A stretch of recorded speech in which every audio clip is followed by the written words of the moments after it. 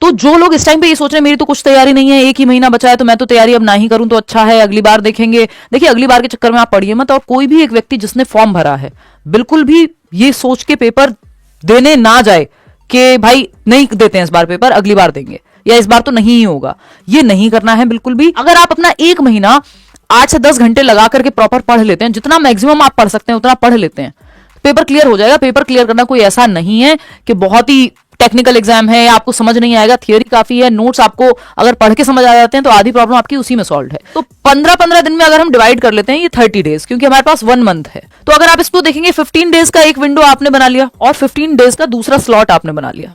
इसको आप चाहें तो एक एक हफ्ते में भी डिवाइड कर सकते हैं। जब आप लास्ट में देख रहे हो ये सेशन 2 हफ्ते भी बचे हो, तो आप मान लीजिएगा कि 8 दिन का एक विंडो या एक हफ्ते का एक विंडो, दूसरे हफ्ते का दूसरा विंडो, सेम चीज अप्लाई कर दीजिएगा। 15 डेज में आप कंटेंट कवर कर लीजिए। आप कहोगे कौन सा कंटेंट कैसे करें, इतना सिलेबस है। देखिए एक तो पॉइंट बिल्कुल फिक्स्ड सिलेबस है, सीटेट इधर से उधर नहीं जाता, सिलेबस से नहीं भटकता। तो आपको जो नोट्स दिए हुए हैं, फ्री नोट्स जो टेलीग्राम पे भी शेयर्ड हैं, और सीडीपी वाले अपडेटेड नोट्स भी मैं 2-4 दिन में मैक्सिमम शेयर कर दूंगी, है ना। नहीं भी करती हूं तो भी आपको एज इट इज ये भी पढ़ के चले जाओगे तो 30 में से 30 आपके आ जाएंगे। वो बाइलिंगुअल करने में उनमें जो है समय लग रहा है, और आपको ये फ्री नोट्स टेलीग्राम पे दिए हुए हैं ऑलरेडी।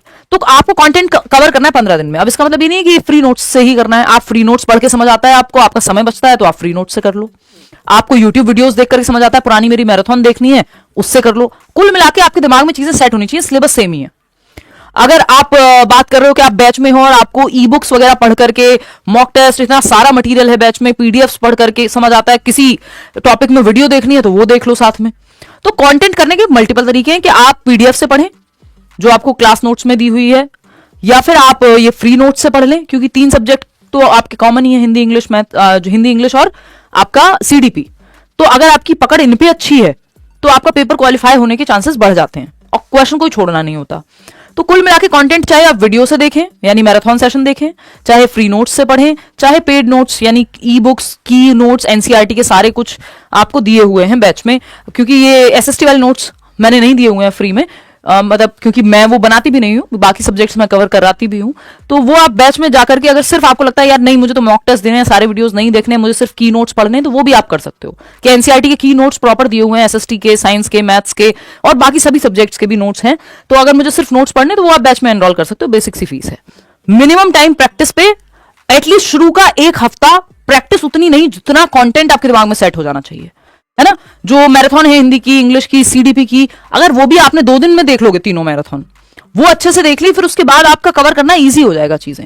तो कंटेंट पे 15 दिन लगाने, जितना ज्यादा टाइम दे सको उतना ज्यादा, बिना ये सोचे कितने नंबर आएंगे, फेल हो जाऊंगा, नहीं होगा, ये सब कहानी बाहर निकाल दो। 1 महीने बाद सोचना, वो उस पर आपको सोचना ही नहीं है। आपको ये सोचना है मुझे अपना एक बेस्ट देना है, ये 1 महीने जो है अगला, या 15 दिन भी मेरे पास है तो मैं बेस्ट कैसे दूं। और लोग आपको भरपूर मिल जाएंगे जिन्होंने 15-15 दिन में भी सीटेट क्लियर किया हुआ है। इतने टाइम से पैटर्न नहीं बदला, नेगेटिव मार्किंग नहीं, क्वालिफाइंग एग्जाम है।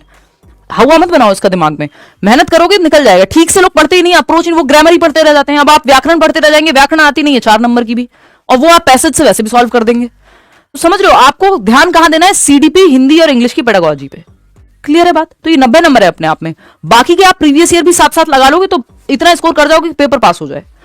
नेक्स्ट 15 डेज आपको भरपूर प्रैक्टिस करनी है। इन 15 दिन में भी ऐसा नहीं कि आप एक यूट्यूब सेशन नहीं देख सकते, रात को देख सकते हो, संडे को मन करे तो एक पेपर भी लगा सकते हो, लेकिन कंटेंट हैवी होने चाहिए ये 15 दिन आपके, कि आपका ध्यान ही कंटेंट पे है, चैप्टर्स पढ़ने पे है, सिलेबस को खत्म करने पे है। अब ये नहीं कि एक पॉइंट जो जरूरी है, बहुत बार पूछा गया है, मैराथन से आपको आइडिया लग जाएगा। ये मैराथन के नोट्स आपको नोट्स में मिल जाएंगे। नेक्स्ट 15 डेज आपके प्रैक्टिस हैवी होने चाहिए, कि आप भरपूर प्रैक्टिस करेंगे जितनी आपसे हो पाएगी, और वहां से एनालिसिस करेंगे। प्रैक्टिस क्या है, कोई जरूरी नहीं कि आप सारे मॉक ही लगाएंगे नए नए, आप प्रीवियस ईयर क्वेश्चंस लगा लीजिए। लिख के दी जा सकती है ये बात कि जो अच्छे से प्रीवियस ईयर को एनालाइज कर लेगा उसका पेपर नहीं रुक सकता। कई लोग कहेंगे ये तो आ चुके हैं क्यों आएंगे, प्रीवियस ईयर की ही लैंग्वेज पलट पलट करके आती रहती है, डिट्टो सेम लैंग्वेज कहीं नहीं आती। 2-4 क्वेश्चन ऐसे हैं जो हाँ सेम लैंग्वेज में ही आते हैं या रिपीट होते हैं सीटेट में बहुत सारे क्वेश्चन, लेकिन थोड़ा बहुत लैंग्वेज में ट्वीक है, हल्का सा चेंज करेंगे, कोई बहुत बड़ा कुछ चेंज नहीं होता क्योंकि टॉपिक तो सेम ही है ना। तो इतने रिपीट होते हैं क्वेश्चंस, अगर मैं ये कहूं आपको, बिल्कुल ऑप्शंस चेंज हो जाएंगे लेकिन क्वेश्चंस आपके रिपीट होते हैं काफी, और वो हर एग्जाम में होते हैं, सिर्फ सीटेट में नहीं। ठीक है, तो प्रैक्टिस प्लस पीवाईक्यूज की जब हम बात करें तो ये आपके फिर नेक्स्ट 15 डेज का पूरा फोकस आपका इस पे होना चाहिए।